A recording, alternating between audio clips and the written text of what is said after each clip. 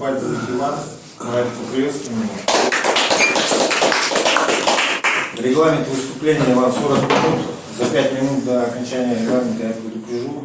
Ну и 10 минут потом на вопросы. Хорошо. Тема, секунду еще. Тема спикерская «Мой путь в сообщество и первые результаты».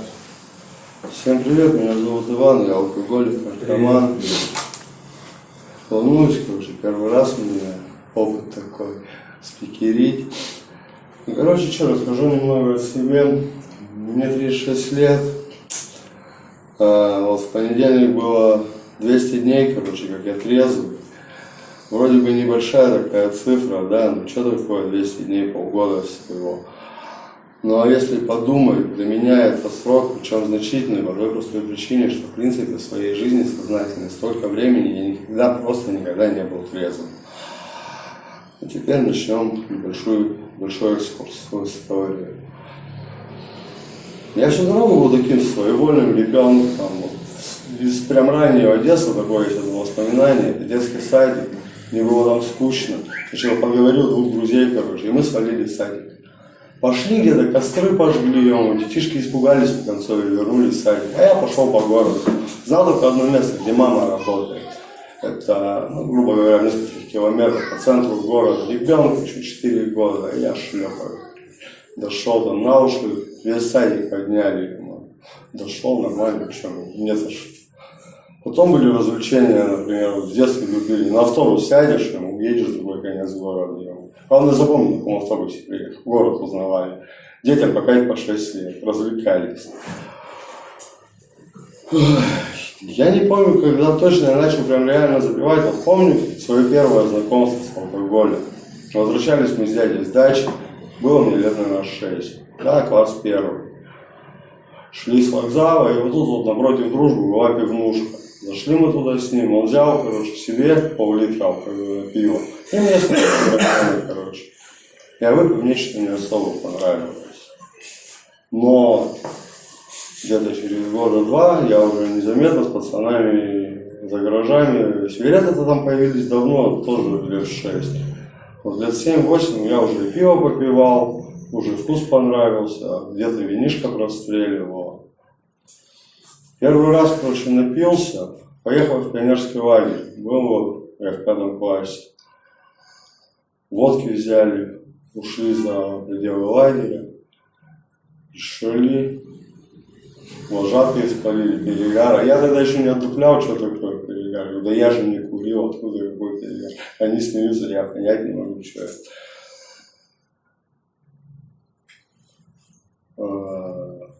Лет, наверное, в 9 уже конопля появилась, тоже во дворе, какой-то форт был построен, там сарай собирались, пацаны постарше, чтобы быть круче. Попробовал. С первого раза не понял, со второго, с третьего вот до меня дошел. Но я сразу понял, что на хвостах, короче, ехать не вариант, проще, короче, когда знаешь, где приобрести. То есть мне лет 10-11, а я уже у нас там на стройке всех солдат знал, которые банчили. Легкую брал. Вот сильных вот пытался вспомнить вот такие вот прям ранние употребления.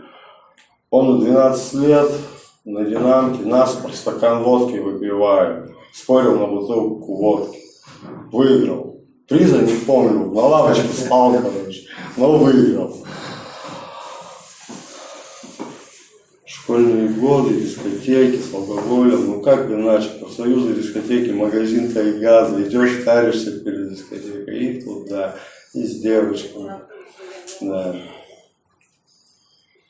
Незаметно, ну было это клево, весело, интересно, что.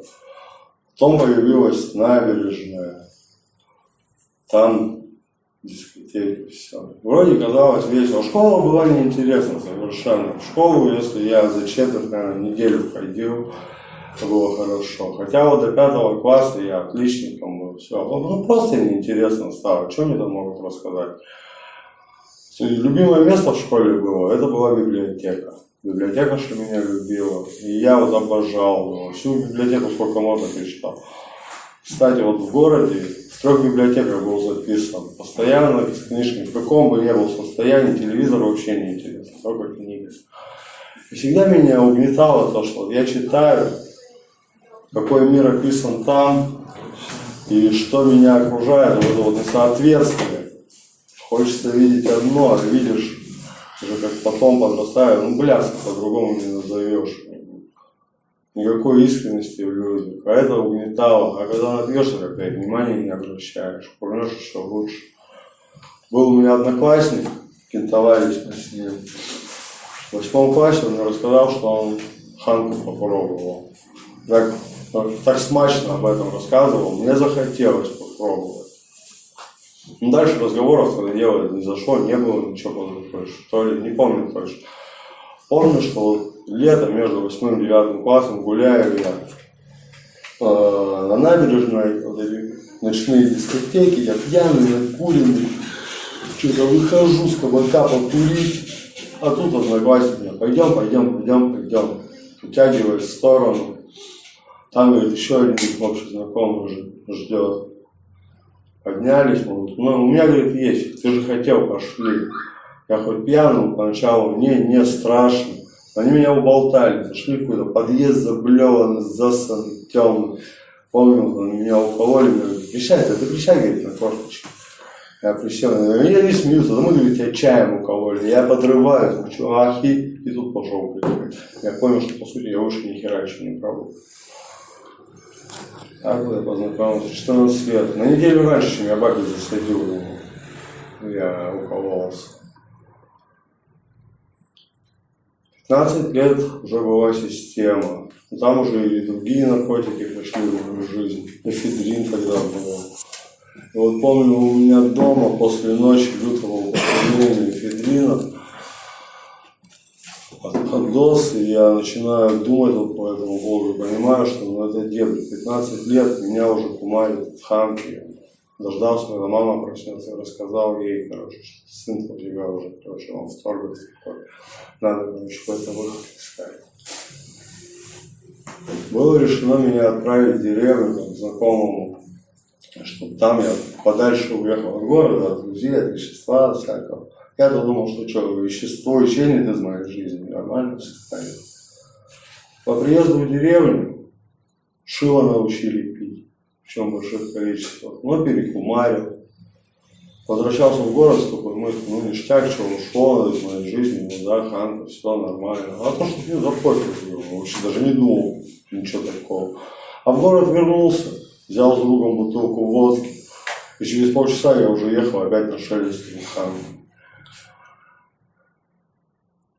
Деньги, а что деньги? Ну, улица воровали, там что только не делали. Габариты снимали, зеркала снимали. Помню, первое такое, за что вот у меня первая судимость была. Сидели мы на Волочаевской, в кафешке ночью бухали с товарищем. Отошли под садик, тут смотрим окно, а вот техника стоит. Мы это окошко бабахаем вот туда. Как потом оказалось, это паспортно-визовая служба была. Ну, пофакали нас этой техникой. Дали условники. Потом мопед взял прокатиться у кого-то, не вернул, тоже что-то попался. Вторая судимость. 3,5 года в общей сложности не дали условники. Ходи, отмечайся, в чем проблема. Ну, меня же не посадили, да ну нахер, я же крутой перец, что вы меня посадили? В военкомат прихожу, уже возраст такой, да, призывной, школа кончилась, все. В военкомат пришел, вроде прошел комиссию, да, говорят, там, на призывную приходи. Какой призывной? Окститесь, люди, я за судом хожу. В смысле? У меня вот суд, типа, принеси справку. А промолчал бы, пошел в армию, глядишь, и не сел. Тоже вот такие вот мысли порой посещают. И вот это вот условники, а там ханка, алкоголь, все в кучу шло, прям в больших количествах. Воспоминаний толком-то и нету, каша такая в голове вот из этого всего. Как-то я отучиться умудрился, тогда повара получил профессию после школы. Не работал нигде. И 2004 год, помню, вот кризис настал, ханки не стало, и я начал пить прям вообще под черный. подорожалось до такого, что я не мог уснуть, я просто шел вечером на шильную точку, выпивал неразбавленного спирта 100 грамм, шел домой, ложился спать. Просыпался часов в 6 утра, шел туда же, похмелялся. Надо ходить на отметки было, меня старшие товарищи туда тянули. Уже они прошли, потому что эти школы все знали, чем чревато. Доводили прямо до участка, я от них убегал, не ходил. Один раз меня в суд затянули, предупредили, мне похеру было. Второй раз предупредили, все равно похеру.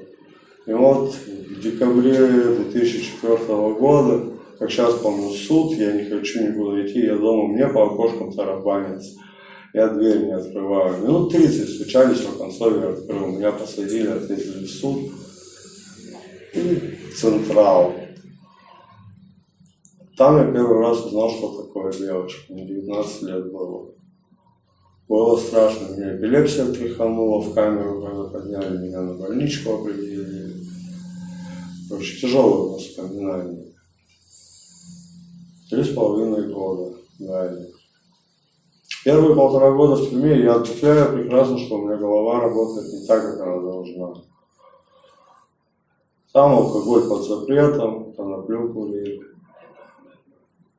Матушка пыталась что-то там двигать по поводу того, чтобы меня поудалось освободиться, я не хотел. Не то, что там блоковал, не блоковал. Я боялся возвращаться, боялся, что я опять начну колоться. У меня был страх. Я понимал, что мне надо как-то голову восстановить свою. Ну, отсидел я до конца, вышел. Не пил, курил чисто коноплю. Я даже, честно, не понял, как алкоголь вернулся. Пиво началось, потом что-то покрепче. Как-то ненавязчиво героин вернулся. Короче, проходил я всего год на свободе, но я опять угорелся. На этот раз на 2,5 года. Думаю, нет, так дело не пойдет. Тут я начинаю работать в лагере, тупо на УДО, поступаю в школу учиться, среднее образование хоть получить. Через 1,5 года выхожу. Думаю, надо браться за голову, так не пойдет. Благо меня дядя помог, устроил меня на работу, поехал вахтами работать. Вроде все неплохо, но потихоньку выпиваю. Вечерку закончил, в технарь поступил. Но с работы, короче, выгнали за пьянку с первой. Ну, я не отчаивался. Я рванул на Шикотан, на рыбу. Блин, красивое место. Там я вторую белочку поймал. Я туда приехал, я увидел, ну это рабство, господи, реальное рабство там на острове. Люди работают за еду и вот за жилье. А по полгода люди на билеты не могут себе денег заработать. Ну, зачем мне это надо? Благо у меня же карточка на кармане лежит, куда остатки капают с прошлой зарплаты. Банкомат всего один на острове. А у меня условники тогда были. Очень меня спасло. Я пришел к участковому, один мент на острове, на отметку, рассказал ему так и так. Он говорит, мне на острове такие нахер, хочешь на материк? Ну только без пропуска же не отпустит. Ну похер, деньги на проезд найди, я тебя на кораблик посажу, а там уже не мои проблемы. 2 месяца я по острову покуролесил, когда с общаги выгнали, с работы типа уволили, я нашел где жить там. Вот меня там накрыло, голоса слышал, когда мысли людей слышал, и тоже там весело было. Ну и что, вернулся в Хабаровск. Что одни отношения, уехал в Якутию работать. Работал, вернулся. Вот эти вот командировки меня и спасали вот последние 10-12 лет. Потом с одноклассником со своим завалился со школы, со средней. И он меня потянул на работе. Вот где до сих пор работаю. И работа была, да и есть, она всю дорогу у меня была не столько финансов, чтобы там материальную работу получать. Нет, я работал в основном просто вот ради эмоций, впечатлений, постоянно поездки, путешествия какие-то, работа, адреналин, высота, драйв, клево. В поездках трезво, возвращаюсь в город, упарываюсь как собака. Но в таком режиме эти 10 лет, одна девушка. появилась, вроде все хорошо, что-то разошлись, нашел получше себе. А нашел получше, с ней на героин подсел с девчонкой. И 5 лет вообще жесткого употребления. Там синтетика еще появилась откуда. Мама мия, назад оглядываешься, просто страшно. В тот момент все кажется в порядке вещей, все хорошо. Вроде работа-то есть. Как меня оттуда не попросили с этой работы, черт его знает. За что меня там держат, как ценят, непонятно. Ладно, с этой девочкой покололись мы долго, но разбежались. Опять вернулся алкоголь. И не помню даже как, но все-таки я смог восстановить отношения с одной своей подругой. Начали жить. И вот, грубо говоря, в 2020 году мне был поставлен ультиматум. Либо ты закодируешься, либо, короче, я от тебя ухожу. Все, окончательно без поворот. Ну, а чем черт не шутит? Может, поможет. Ну, потому что, по сути, я вот бросаю пить, все вроде налаживается. И я знаю, что нельзя пить. Я обращал внимание давно, что я выпиваю первую рюмку, и просто я не могу остановиться. Люди выпьют, сидят, разговаривают, им вроде не надо, а у меня только мысли, где накопить что-то еще. Я думал, что я один такой. Понимал, что надо просто не выпить первого. А как ее не выпить? Если я не могу на этот мир смотреть спокойно. Ну, закодировался. На 4 месяца хватило. Я закодировался и в тайгу уехал работать. В геологическую экспедицию. Вся партия бухает. А я трезвый. То, что у меня там под шхонкой мешок конопли стоит, но я не пью же. Вернулся я оттуда в октябре месяце. Помню, в ноябре гуляли я с собакой по городу. Скучно, вообще так, ничего не радует. Ну, возьму-ка баночку пива безалкогольного. Не успел эту банку пива допить, уже бегу в магазин, короче, да, обычное пиво. Это был ноябрь месяц. Я даже не заметил, как наступил апрель, и я оказался первый раз в своей жизни на стройке. Там мое знакомство произошло с сообществом. Пришли анонимные. Думаю, да ну нафиг ему. Рассказывает такой нормальный мужчина, презентабельный, что я вот, может быть, что делать нехер. Сюда приперся. Заряженный какой-то, врачи его подослали. Что это вообще происходит? Что он рассказывает? Что за бред? Ну, в голове полнейшее отрицание. Что-то оглядываюсь назад. Вот сейчас, когда я вижу на группах таких, мне смешно, с одной стороны, но себя вспоминаю. Ух. Ну, выйдя оттуда, посоветовали вот ходить в это место. Не сюда, на терапию. Ходил я на терапию. И заметил, вот пока хожу на группу, остаюсь трезвым. Вот эта информация про анонимность все-таки была услышана. Приходил я на группу анонимных, с людьми познакомился. Но я не понимал этого. Ну как вот это вот чаепитие, истории жизни людей, как они мне могут помочь остаться трезвым. Я задавал вопросы, спрашивал. Скажите, что надо делать? Спонсор, шаги. А я это не слышу. Вы мне дайте алгоритм действий. Что мне конкретно надо делать, чтобы остаться трезвым? Мне говорят, а я не слышу. Но вот обретал трезвость, в прошлом году максимум месяц. Какая трезвость? Была серая скука. Пока на группах, только вот на них и ехал. Начинал отвлекаться, на ту же работу пропускал группу, не замечал, как оказывался опять в детоксах. За прошлый год их было 6 штук. Я уже, наверное, детоксился со 2-го, с 3-го, меня проломили, я понял, что реально у меня есть болезнь.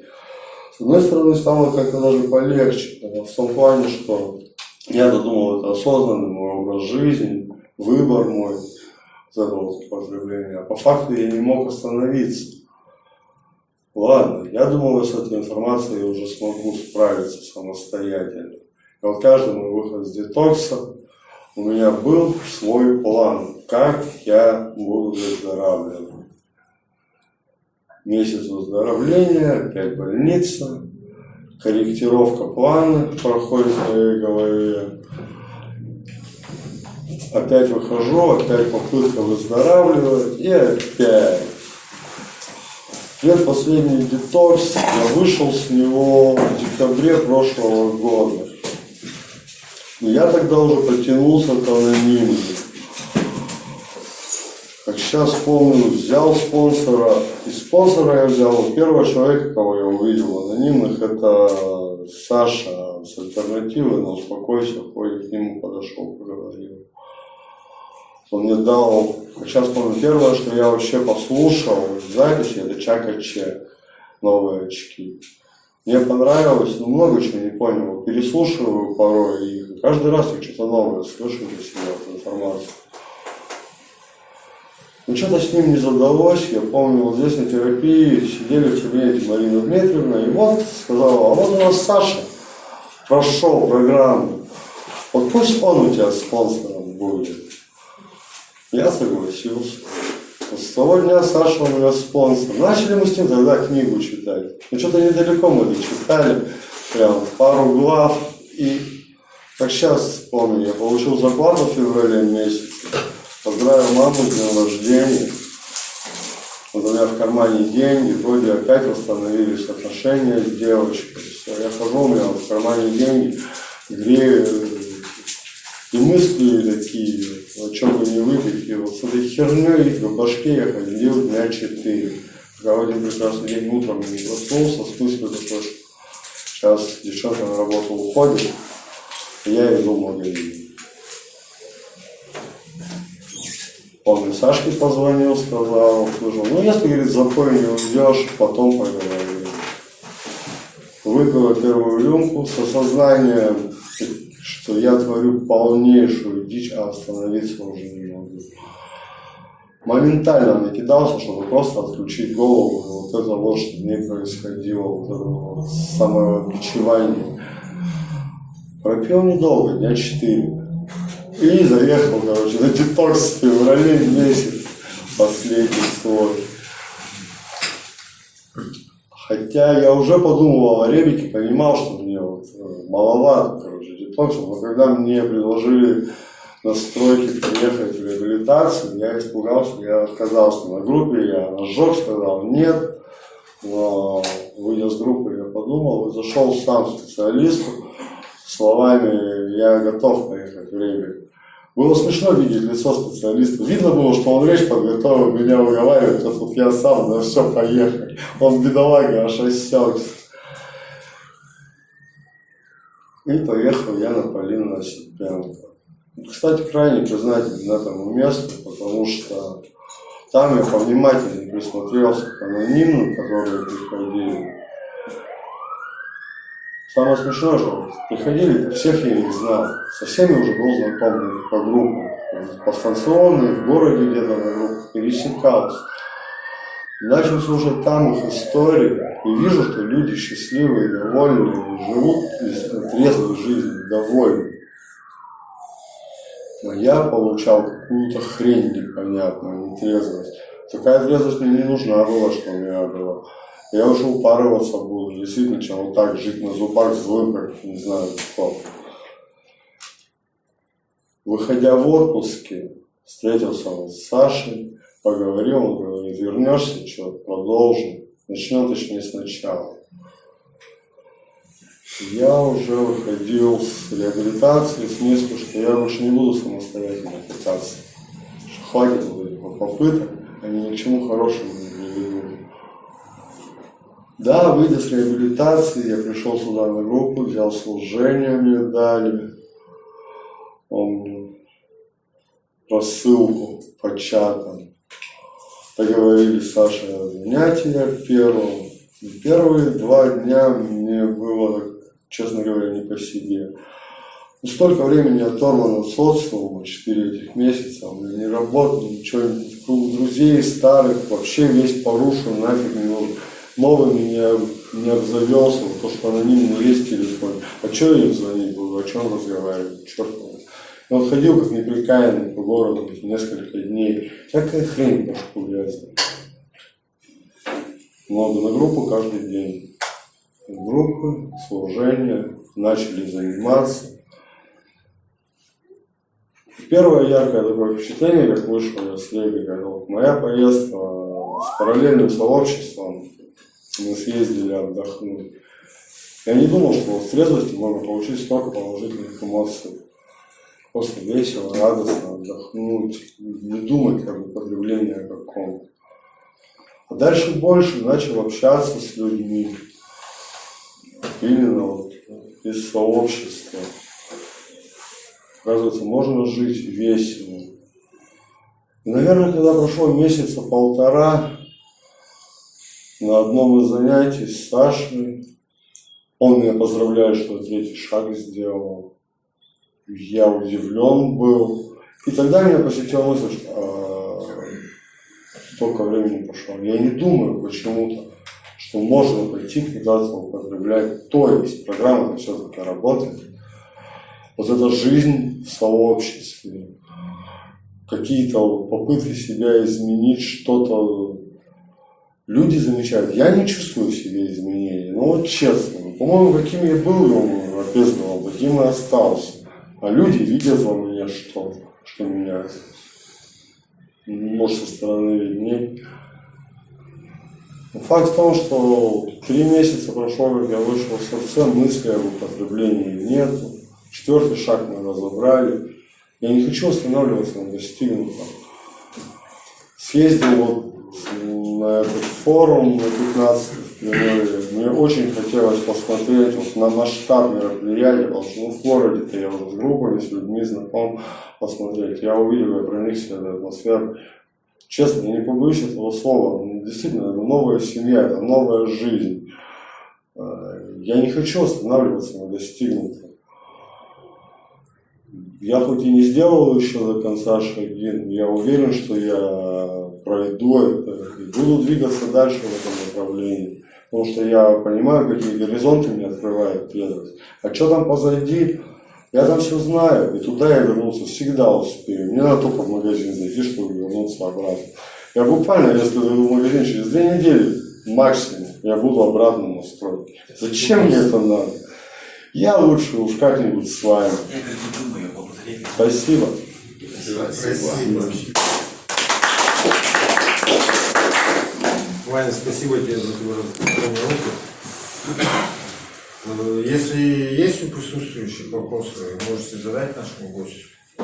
Ваня, что в твоей жизни появилось нового с того момента, как ты начал работать по программе? Ну, прям что-то нового. Я не стремлюсь к чему-то вот конкретному.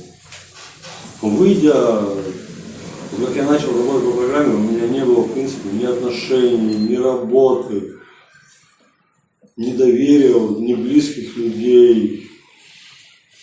Сейчас смотрю, люди потихоньку начинают оттаивать. Хотя я не прилагаю, по большому счету, никаких усилий. Я просто живу спокойно своей жизнью. Позвали опять на работу. Работаю. Появилась девушка. Все по-новому. Все непривычное, все порой пугающее. Но потихоньку я вижу, что все налаживается. Но что какие-то такие кардинальные изменения. В моей жизни новая девушка, не кардинальные изменения. В моей жизни появились... Что-то нога вырастет, не В моей жизни как минимум появились люди, которым от меня ничего не надо, с которыми просто интересно общаться. Может, Я привык видеть, просто они и раньше были. Может быть, но мне всегда от них что-то надо было от людей, всегда я пользовался людьми, я во всем всегда искал выгоду, чтобы просто разговаривать с человеком, не преследуя какой-то корысть, кого я не помню. Но даже вот в отношениях с девушками всегда что-то пытаешься выкружить. Оно непроизвольно, оно тебе не надо, но все равно. А тут попытки отдавать, чтобы я что-то кому-то отдавал, да вы что, с ума сошли? Надо, мне самому все надо. Спасибо. Серега Алкоголик, спасибо за твой рассказ. Я хотел спросить, употребление тебе не снится? Мне вообще очень редко снятся сны. И вот было одно время, но это было первые, наверное, 2 месяца, как я остался трезвым. И что ты... Ну, это буквально пару раз было. Я просыпался, просто никогда не получал. Мне снились наркотики, и я на прихоти просыпаюсь. Я понимаю, что это сон. И просто облегчение приходит. Слава Богу, это сон. Я просто услышал про то, что ты употреблял наркотики, у меня тоже был момент. И вот мне вот это вот и тягу мне создавало. Они снились постоянно. Но я тогда еще не в программе был. Но бросил я по другой, ну как удалось мне все-таки уйти от них. А вот эти вот сны мне вот эти постоянно меня, блин, подрывали, я бежал прям, блин. Уже месяца 4 такого не было. Ну, понятно. Ну и вот в 2000 у меня закончилась вся эта эпопея, и после этого, ну как, ну я потом в алкоголь ушел, я решил, что он никогда не исчезал. Спасибо. Спасибо. Пожалуйста. Я специально за этим заехал. Ну, в целом, первый вопрос. Ванек с языка снял. Ну, там и тема про первые результаты. Ну, ладно, бог с ним, я про тебя чуть побольше знаю. Что-то появилось все-таки у тебя сейчас в трезвости, в отличие от того, что программа обещает, или 9-й шаг обещает там, новую свободу, новое счастье. Ну, вот что-то такое, что для тебя изюминкой было. И ты такой, ну, вау, да, ради этого стоит новую жизнь. Ну, на самом деле, трудов тоже немало положено для того, чтобы начать новую жизнь. Блядь, себя изменить, это, блядь, не улицу перейти. И, ну, это, блядь, каждодневная работа, ну, прям рутинная, тяжелая и похожа на всегда. Ради чего стоит этим заниматься? Вот я не знаю по поводу того, что-то, чего не обещает программа. Для меня, короче, было приятным сюрпризом. Я все равно, наверное, до конца не верил в то, что может уйти желание употреблять, мысли вот эти одержимые об употреблении, они всегда меня преследовали. И для меня вот было действительно неожиданностью, как я вот рассказал, что в один прекрасный момент я осознал, что я уже больше месяца просто не думал об этом. Вот это вот для меня было неожиданно. Ну нафиг. Ну так быть не может. Вот говоришь, труд. А я не скажу, что прям какой-то труд для меня. Мне это интересно, потому что это что-то, чего я не делал. Мне порой страшно, все новое меня пугает. Но мне интересно, поэтому я делаю, мне доставляет это удовольствие. Говорю же, вот повторюсь, меня очень порадовало это. Всю мою жизнь меня окружали люди, которым я в принципе не мог доверять. А сейчас я не ищу в людях подлянки. Я не думаю, если мне человек сказал ему, что что-то, я не думаю, сделает, не сделает. Я не жду просто. И обычно, да необычно, все время происходит, как это люди говорят. Тоже как-то для меня это странно. Ну, просто был такой круг общения, что ну, вообще такое. Да много чего. Я не знаю даже, на чем здесь делать. Нет, ну, в целом понятно, то, что ты избавился от одержимости, ты свободен, ну, разве не это прекрасно? Да. Разве не этого мы всего ждем, блядь? На здравомыслии все понимают, что нам нельзя употреблять. А как это сделать, его знает, если, блядь, у тебя шары, блядь, там. Изначально вот, да, вот, то, ради чего я пришел в программу, вроде я достиг этого результата, нету желания, я не употребляю, нету желания употреблять. Но вылезают совершенно другие проблемы, которые намного более глобальные, что я понимаю, что употребление по сути своей это верхушка айсберга, и она не главная тут. Ни о чем. Я сейчас раздупляю, до какой степени вот мой эгоцентризм прет наружу и усмирять самого себя. Вот это вот сейчас вот для меня очень сложно и очень часто я просто не успеваю в моменте. Я во многих вещах замечаю, даже заметив, что я поступаю неправильно, мне очень сложно бывает остановиться. Вот это вот меня очень коробит. Я очень часто наступаю на одни и те же грабли. Я вроде и стараюсь как-то это вот менять. иногда удается, а иногда нет. Я понимаю, что еще работать и работаешь. В принципе, алкашка-то ладно. Сейчас ее нету, и надеюсь, не появится. Но если вот я продолжу свое поведение на этом, на достигнутом остановлюсь, то я откачусь назад прям моментально. А это не вариант. Просто вообще не хочу даже рассматривать это. Понятно. Понятно, с этим спасибо. Как говорят, не так страшно наступить на грабли, как на детские грабли. У меня второй вопрос, если потом давайте. Андрей Алкоголик, Иван, спасибо тебе за спикерскую, да, конечно, такая интересная. Вот у меня такой вопрос. Как часто ты вспоминаешь Бога по дню?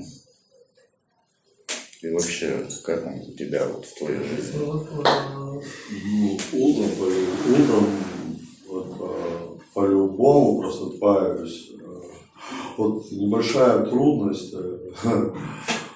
помолиться нормально, когда не один, не удается своими словами просто поблагодарить, позвать его в свою жизнь, в сегодняшний день. Вечером какую-то работу над ошибками делаю, благодарности Богу. Ну, не буду лукавить, в течение дня не всегда его вспоминаю, не всегда его приглашаю. Но обычно вот когда какой-то дискомфорт начинаю испытывать, тогда вспоминаю. А когда вот все идет ровненько, значит, я просто чувствую, что, в принципе, я его позвал сюда, он где-то рядом. Я знаю, что он всегда рядом. Иногда просто ощущаешь его присутствие, иногда кажется, что он куда-то покурить подошел. Спасибо. Спасибо. Можем в развитии Андрюхина как раз, что в твоем понимании выполнять волю Бога? Вы что кусаете, пацана, блин?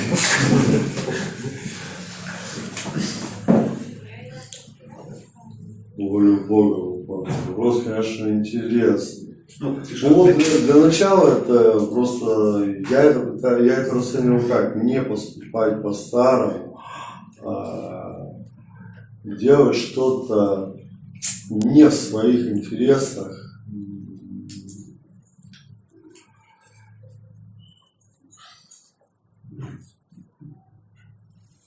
Блин, я не знаю даже, как ответить. Не, ну в целом, ну, я предваряю твой ответ. Я точно знаю, что не является волей Бога, и я так не делаю, да? Я Ну, хотя вроде бы так. какие-то понятия стали в моей жизни появляться, критерии хорошо-плохо. Вот это я начал осознавать. Для меня раньше, в принципе, этой грани не было. Для меня хорошо было, это то, что я хочу. Плохо это то, чего я не могу. Все. А сейчас есть просто вещи, которые нельзя делать. Я понимаю, что это нельзя, это плохо. Одна из таких вещей, вот меня очень сильно прям вот это коробит порой. Это вот эта дебильная привычка выкидывать бычки в урну. Вот когда ты идешь по городу, полчаса не можешь найти урну и несешь этот бычок. Потому что нафиг мне все это надо. Но несешь. Че, вот откуда у меня это появилось, я не понимаю. Вот порой это мыкает. Ладно, вроде в карман можно засунуть, а так идешь его и тащишь, блин. Ну, есть выход, можно курить бросить. Да. Ну, а что вы смеетесь? Я вот, ну, Хорош, ты красавчик. ну, да, потому что у меня есть программа, у меня есть инструменты, я никогда не думал, что можно курить бросить. Ну знаешь, Да, вообще, блин, фанат. Помолюсь, я уже 3 месяца не курю. да ебать, еще один. Давай тоже попробуем. Серега Алкоголик, я хотел вопрос задать еще один. Вот уже в трезвости у тебя список 4-го шага пополняется или нет? По поводу 4-го шага, я когда его писал, как сказать, вот в этом плане, наверное, мне очень хорошо помогла терапия, потому что я очень многие свои обиды, которые меня когда-то гложили, я начал на них смотреть совершенно иначе. Я понимал, что у меня пришло понимание, что в принципе я не могу, мне не на что обижаться, потому что причиной этого всего я. То есть обижаться на самого себя — это глупо, что люди были вынуждены поступать таким образом, и что это я наносил сам себе обиду. Поэтому у меня в списке 4-го шага было прям вообще по минимуму то, что я действительно не могу отпустить. Вот ситуации, которые меня преследуют, такие резентные, наверное, их назвать можно, да, что я как об этом думаю, мне становится хреново. Мы их разобрали, и как минимум я перестал о них думать. Я не вспоминаю вот этих моментов.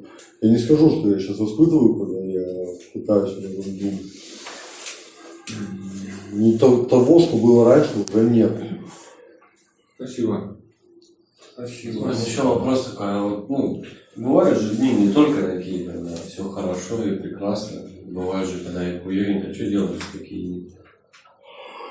Вот, допустим, вчера у меня день начался на эйфории, закончился вечером. Я испытывал дискомфорт, я не понимаю, из чего. Сначала я звонил со спонсором, проговорил за одну ситуацию, которую я вспомнил, ну, которая, в принципе, я так и считал, что она послужила катализатором этого всего. Чувствую, что не уходит. И я начал просто углубленно разбирать вообще, что произошло у меня в течение дня. Всплыло еще 2 ситуации, на которые я, в принципе, не обратил внимания. Я позвонил одному человеку, позвонил второму человеку, проговорил эти вещи, и уже под вечер все стабилизировалось, хорошее настроение. Короче, на проговоре у тебя. Ну, да, но обычно пытаешься в моменте урегулировать такие вещи. Вот когда упускаешь из внимания, ну, вот я вчера просто на этом конкретно обратил внимание, что что-то не то смотрел. Чувствую, что что-то не так. Сначала начал ссылаться на то, что вот обещали, вот после форума эмоциональный откат, эмоциональный похмелье. Я так сначала прикинул, форум вроде кончился, но после него все равно там эйфорийка перла. Сейчас вот типа может быть это. Потом начал откручивать пленку назад, вспоминать, как оно было раньше, что я вот такие же моменты я списывал на усталость, на еще что-то, и не придавал этому значению, и вспомнил, к чему это все приводит. Что это как снежный ком, он растет, а потом уже будет поздно это разгребать. Я уже не смогу просто остановить себя. Вот, я просто я решил в моменте решить этот вопрос. Мне удалось, меня это радует. Спасибо. Спасибо. Спасибо. Есть ли у присутствующих еще вопросы?